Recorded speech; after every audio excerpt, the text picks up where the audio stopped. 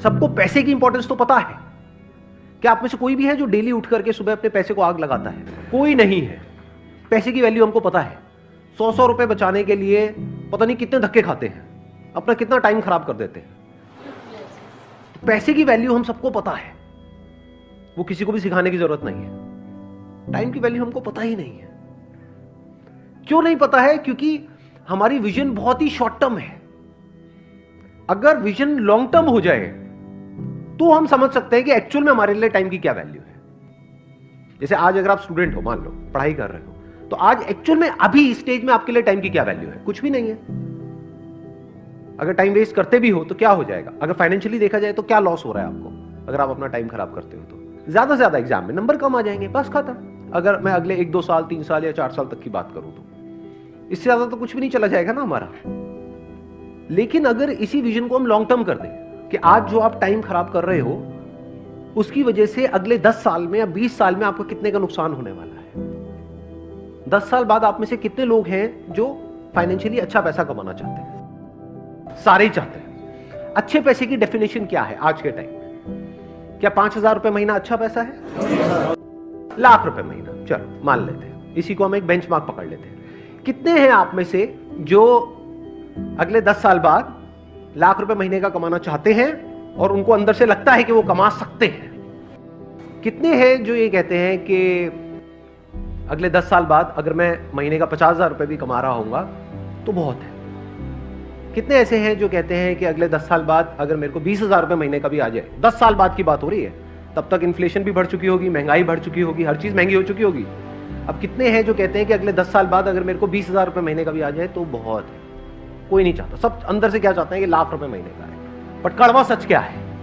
Based upon statistics कि हमें पता है कि कितने लोग कितना कमाते हैं, उसके बेस पे अगर हम एक सेग्रीगेशन करें कि इंडिया में कितने लोग हैं, किस किस तरह के हैं और कितना कितना कमाते हैं, कैसे कमाते हैं, तो एक रियलिटी क्या है यहां पर? अभी 90% लोगों ने अपने हाथ उठाए कि हम 1 लाख या उससे ज्यादा कमाना चाहते हैं और कमा सकते हैं, हम डिजर्व करते हैं।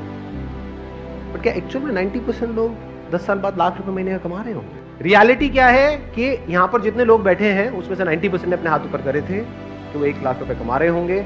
रियलिटी क्या है? 10 से 20% ऐसे लोग होंगे जिनका ये ड्रीम अचीव होगा, ड्रीम पूरा होगा, बाकियों का ये सपना ही रह जाएगा। जो डिजर्व करेगा वो आएगा। अब डिजर्विंग कैसे बनते हो आप? क्या एकदम से बन जाते हो, ओवरनाइट बन जाते हो कि रात को सोए और सुबह उठे एकदम से डिजर्विंग हो गए? ऐसा होता है? कैसे बनते हैं डिजर्विंग? कि अगले 10 साल में जो आप करने वाले हो वो डिसाइड करेगा कि आप डिजर्विंग हो या नहीं हो। क्या करने वाले हो मतलब अपने टाइम को कैसे यूज करने वाले हो। कि अगले 10 साल में आप अपना जो टाइम है, जो लिमिटेड है आपके पास में, जो 10 साल है, ये एक तरीके से क्या हुआ, जैसे बिजनेस करते हैं तो एक अमाउंट होती है, एक कैपिटल होता है जिससे हम बिजनेस को शुरू करते हैं, तो ये कैपिटल हो गया। इसको कैसे इन्वेस्ट करते हो, कहां इन्वेस्ट करते हो? स्मार्टली करते हो, वाइजली करते हो, या बेवकूफों की तरह करते हो, या इसको वेस्ट करते हो? समझना ध्यान से। ऐसे बिजनेस में नहीं होता कि जो कैपिटल है उसको अगर ढंग से समझदारी से इन्वेस्ट किया जाए, प्रॉपर ब्रेक डाउन करके कि इतना पैसा इसमें लगाना है, इतना प्रोडक्ट में लगाना है, इतना मार्केटिंग में लगाना है, इतना डिस्ट्रीब्यूशन में लगाना है, अगर वो बंदा ढंग से प्लानिंग के साथ प्रॉपरली इन्वेस्ट करे, स्मार्टली इन्वेस्ट करे, तो चांसेस है कि जो उसकी कैपिटल है वो 10 गुना भी हो सकती है, 100 गुना भी हो सकती है, 1000 गुना भी हो सकती है। और अगर वो बेवकूफों की तरह इन्वेस्ट करे या उसको वेस्ट कर दे, पता लगा बिजनेस की कैपिटल उसने अलग करी थी और उससे अपनी अय्याशी कर रहा है, तो क्या होगा? 0। ऐसे ही टाइम के साथ कि जो 10 साल है ये आपकी कैपिटल हो गई एक तरीके से। इसको आप कैसे इन्वेस्ट करने वाले हो, इसको आप कैसे यूज करने वाले हो, ये डिसाइड करेगा कि आप उस 20% में आओगे या नहीं आओगे। जिसने भी लाइफ में कुछ भी ढंग का किया है उसको ये कैलकुलेशन समझ आती है। वो क्या है? उसके लिए टाइम की वैल्यू पैसे की वैल्यू से बहुत ज्यादा है।